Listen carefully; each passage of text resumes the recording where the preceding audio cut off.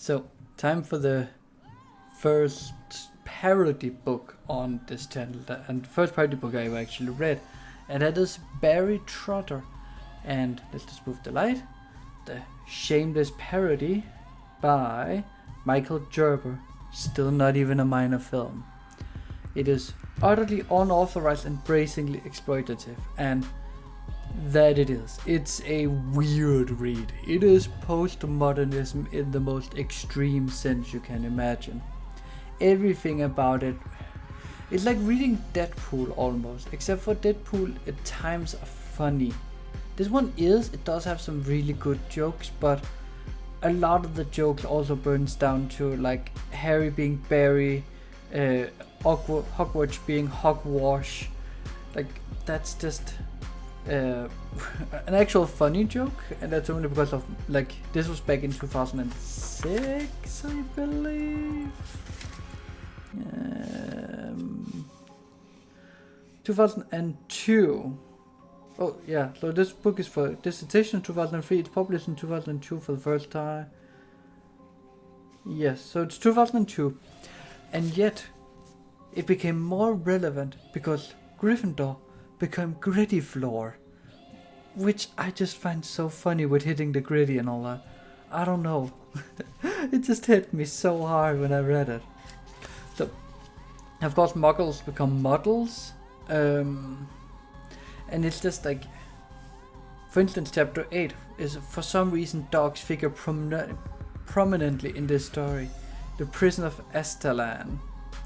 A child in the mildew-infested used bookstore. Like, it's just... like, that's just, you know... It gets more and more hitting you the fourth wall. There's even a point where it goes, is this the end of our story? But there's so much book left. And the story itself, and I think it actually summed up the best in the footnotes. Yes, this book of course has footnotes, which is footnote 17.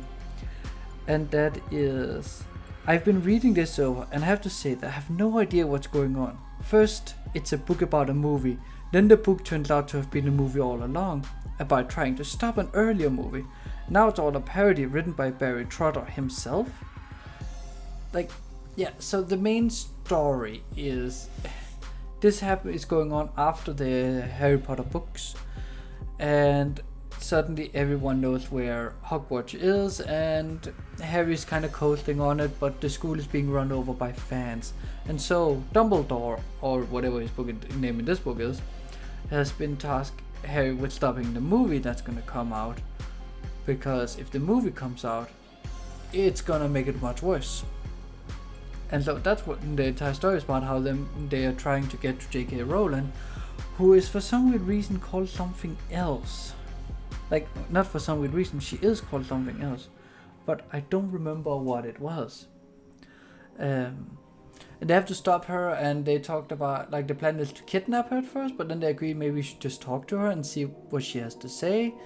And it's fine and all, it's just very weird.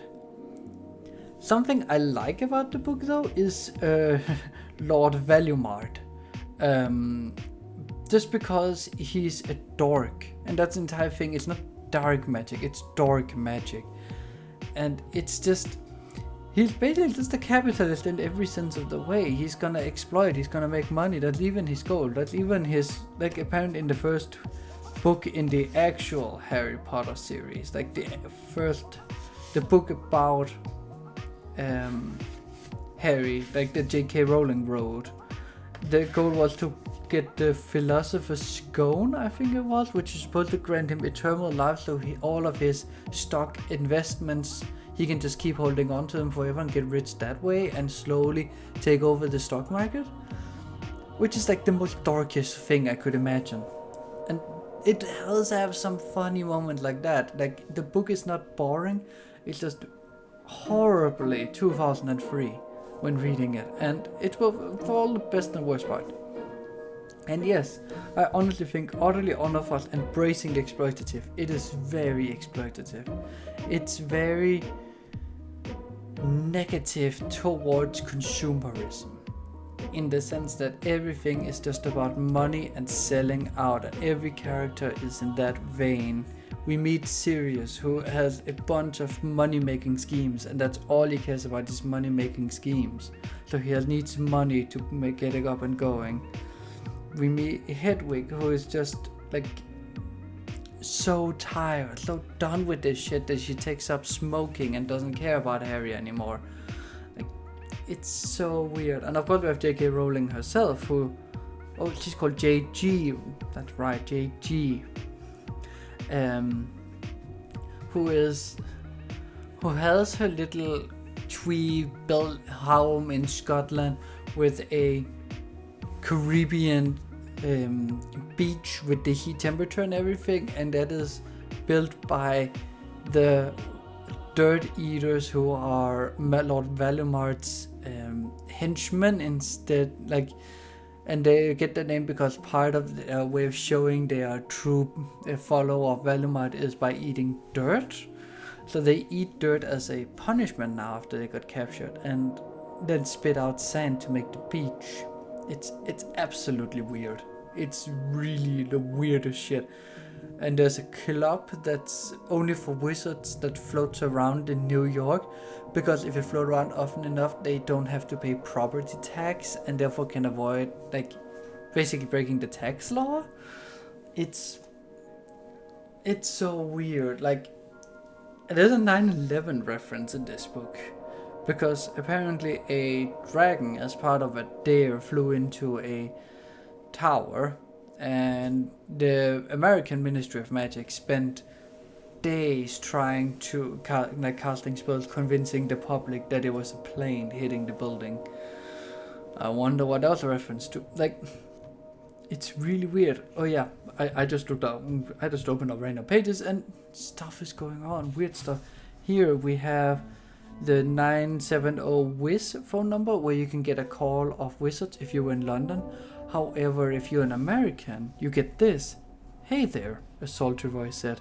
Welcome to 970-WIZ, where beautiful women with very full bladders want to fulfill your weirdest, wildest fantasies. ... It's very weird. It's very cynical in a way. It tries a bit too much to be funny at times, because you can clearly tell that Jerboy has kind of a great sense of humor, and the book is definitely doing something fun. Like, it is kind of fun. He has to stop his own movie, and then the plot twist that was the movie, and we actually get an explanation that the original movie never got rolling. It was stuck in development hell, just like any other movie, and that worked. It was fun. It was a fun twist, kind of. It wasn't done the best, but it was fun enough. Like, I just think for a parody it could have been done better. I get for legal reasons he probably had to change the name, so of all the characters, so that makes sense to me. But, and I don't know, something funny in the book though, and that's not even part of the story, that's just funny. Because back when Harry Potter came out, and especially in America, we had the satanic scare thing, kind of like D&D. People were afraid that if you read Harry Potter, you actually turned into a witch or a wizard. And so we kind of have here a message from the publisher that this is really horrible and it's like a satanic book. And then Satan answers back, oh no, you're not pinning this on me. This book totally sucks. And then we have a message from the Universal Council of Churches basically saying, if Satan hates it, it must be good. And that's just such a funny goof on the entire satanic scare and turning into evil. Here they're basically saying, if Satan hates it, it must be so good you need to read it. Now it's suddenly a must read. And then our little brother says, the book is weird, I don't like it, Harry doesn't smoke, smoking is for losers. Because that's a big part of it, Harry smokes. Smoking is, for some weird reason, not really that weird when you think about it. 2003. The book is odd. Could I recommend it though? See, that's it. Both yes and no.